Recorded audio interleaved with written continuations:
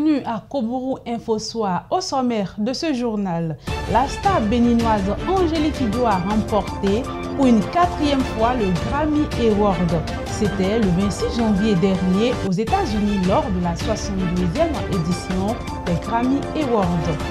On parlera santé dans ce journal. C'est une maladie qui a fait son apparition depuis le mois de décembre 2019. Il s'agit du coronavirus qui sévit en Chine. Vous suivrez au cours de cette édition un résumé sur les manifestations et les moyens préventifs contre cette maladie.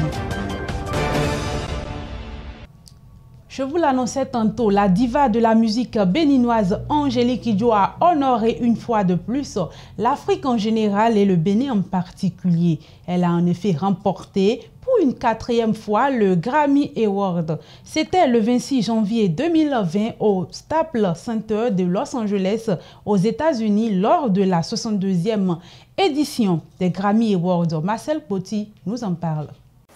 Le Bénin a l'honneur. L'artiste béninoise Angélique Kidjo remporte pour une énième fois le Grammy Award. La cérémonie de remise de cette distinction s'est tenue aux États-Unis, à Los Angeles, dimanche 26 janvier 2020. Au cours de la cérémonie, la vedette n'a pas manqué de gratifier le charmant public venu la soutenir des mélodies qu'il faut danser comme d'habitude. Chacun a pu manifester sa joie en compagnie de la diva.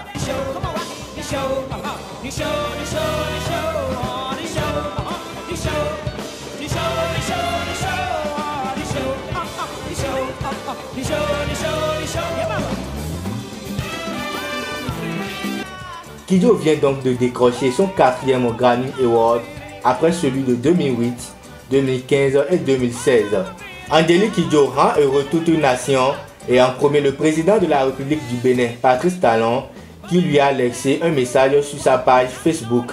Je cite: « Toutes mes félicitations à notre compatriote Angélique Kidjo pour avoir obtenu dimanche dernier à Los Angeles le prestigieux Grammy Award du meilleur album des musiques du monde pour son album Celia, un 4e Grammy Award qui vient récompenser ses longues années d'abnégation, de résilience et de travail acharné. Un exemple et une source d'inspiration.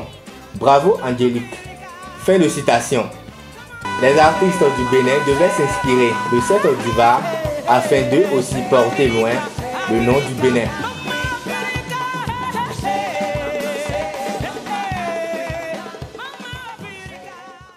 Le centre de santé de Zongo ne pourra plus fonctionner 24/24 à partir du 15 février prochain. C'est ce que renseigne une affiche mise à l'entrée de cet hôpital. Désormais, le centre fonctionnera du lundi au vendredi et entièrement fermé les samedis et dimanches. Ce qui n'est pas du goût des usagers de cet hôpital qui se plaignent au micro de Mariette Quinto et Casten Kesso. Réduction des horaires de travail au centre de santé de Zongo dans le 3e arrondissement de la ville de Parakou. C'est la décision issue des autorités en charge de la santé. Dans quelques semaines, ce centre n'ouvrira ses portes que de lundi au vendredi et les agents n'offriront leur service que de 8h à 17h. Pour la population riveraine, cette décision n'est pas la bienvenue. C'est un sentiment de grande désolation et d'inquiétude surtout. Parce qu'on dit souvent que la santé n'a pas de prix. Mais nous disons qu'elle risque d'avoir bel et bien un prix au centre de santé de Zongo. Parce que c'est l'un des centres les plus anciens quand même de Parakou, qui recevait pas mal de nos malades, de nos mamans et autres qui doivent accoucher. Et quand on dit que ce centre sera fermé à partir de 17h, on s'imagine dans la nuit, nos femmes qui vont arriver là, par exemple, deviennent quoi? Et l'hôpital n'est pas une école. Il peut y avoir des urgences à tout moment et des crises à tout moment parce que la maladie ne connaît pas l'heure, l'urgence aussi ne prévient pas. Fermer ou réduire les horaires de travail de ce centre ne serait pas une meilleure option, même si les usagers décrivent certains comportements des agents de l'hôpital. Eux-mêmes qui renvoient les gens à l'hôpital là, c'est eux-mêmes. Par exemple, un jour, moi, je vais accoucher et j'ai arrivé là la nuit, je sens les douleurs. Ils m'ont dit qu'ils ne peuvent pas me faire, je ne dois pas accoucher. J'ai dit pourquoi, ils ont dit qu'ils vont m'envoyer à Boko, alors qu'il est 22h. C'est moi qui ai choisi que je vais partir au grand hôpital pour partir. Pourquoi ils sont là? La population de la zone concernée appelle à l'indulgence du gouvernement afin qu'il revoie sa copie pour soulager leur peine. Retenons que la décision prend effet à partir du 15 février prochain. Parlons toujours santé. L'épidémie du coronavirus a été signalée en République populaire de Chine avec plus de 2000 cas confirmés. Ce virus est aussi annoncé dans certains pays d'Afrique, dont la Côte d'Ivoire. Qu'est-ce que le coronavirus et quels sont les moyens de prévention? Je vous invite à suivre cet élément pour plus de précision. Les coronavirus sont des virus à ARN monocaténaire de sens positif correspondant à la sous-famille des orthocoronavirida. Depuis le mois de décembre 2019, l'épidémie du coronavirus est signalée en République populaire de Chine où les autorités dénombrent environ 2000 cas confirmés et une cinquantaine de cas de décès. Les coronavirus forment une famille comptant un grand nombre de virus à la fois chez l'homme et chez l'animal. La plupart des coronavirus humains provoquent des maladies des voies respiratoires supérieures, légères ou modérées, a indiqué le Centre américain de prévention et de contrôle des maladies. Mais certains d'entre eux, comme le syndrome respiratoire aigu sévère, peuvent entraîner de graves épidémies, tandis que certains coronavirus provoquent des pneumonies. La majorité d'entre eux ne sont à l'origine que de symptômes tels qu'un écoulement nasal, des maux de crâne, de la toux, une irritation de la gorge et de la fièvre.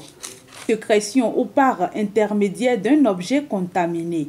À l'heure actuelle, il n'existe pas de vaccin spécifique contre les coronavirus. Les autorités béninoises en charge de la santé rassurent les populations qu'aucun cas de la maladie n'a été signalé dans notre pays à ce jour. Le ministre de la Santé a invité la population au calme, à la sérénité et à une totale collaboration avec les services de santé pour une gestion réussie de cette épidémie.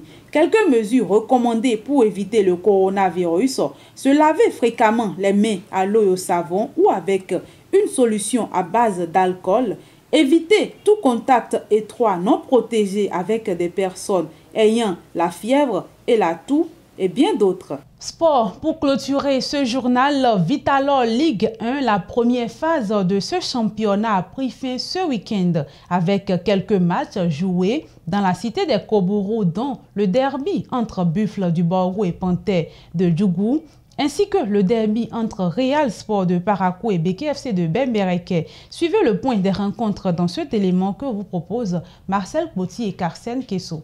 Pour la dernière ligne droite de cette première phase de la Vital'Or Ligue 1 dans le Nord, une note de 2/3 pour les clubs de la cité des Kobourou. Dynamo FC face à UPI-ENM vendredi s'en est sorti sur une victoire de 2-1, ce qui lui permet de sortir de la zone de relégation après y avoir passé plusieurs journées. Real Sport de Parakou ne peut en dire autant car descendu en bas du classement après ses nombreuses défaites et matchs nuls. Le club n'est certes pas en zone de relégation en cette fin de la première phase du championnat, mais ils sont bien proches de la zone rouge. Un résultat insatisfaisant qui sans doute coûte le départ du coach Ibrahim Da Silva au lendemain du derby avec BKFC de Bembereke qui a accouché d'un match nul. Même si après le match, le coach pense que ses poulains ont fait un bon résultat. De l'autre côté des Buffles du Borgou, c'est la satisfaction après cette première phase du championnat, même s'il reste quelques pépins dans le choix des 11 montants. Et après une défaite contre le dernier du championnat UPI-ONM, avant le derby du Nord, le nouveau sélectionneur a décidé de faire confiance au deuxième gardien Serge Obassa plutôt qu'à Chérif Diène titulaire des Buffles du Borgou et international béninois dans le grand derby du Nord qui a opposé samedi les Buffles aux Panthères de Djougou. L'absence de Séni Atikou n'a pas empêché les 11 montants de prendre les 3 points de ce derby. Patrick Sédiamen, l'homme des derbies, s'est encore une fois illustré en inscrivant l'unique but de la rencontre qui donne la victoire à ses coéquipiers et rend joyeux la maison des Buffles. Après 15 journées dans le championnat Vital'Or Ligue 1, Aïma finit en tête du championnat provisoirement dès la première phase avec 30 points. Ils sont suivis de Dragon FC avec 25 points. Esaü quant à lui vient en 3e position avec 23 points, sans oublier qu'ils ont 3 matchs de retard. Les Buffles du Borgou terminent en 4e en cette première phase du championnat avec 22 points. En bas du classement, on retrouve UPONM avec 6 points en compagnie de US Kraké, Dynamo FC et Real Sport de Parakou qui détiennent tous 16 points. Nous sommes dans le mercato et les clubs devront s'activer pour réorganiser leur effectif afin d'espérer demeurer tout au moins dans le championnat. Merci de nous avoir suivis. À très bientôt.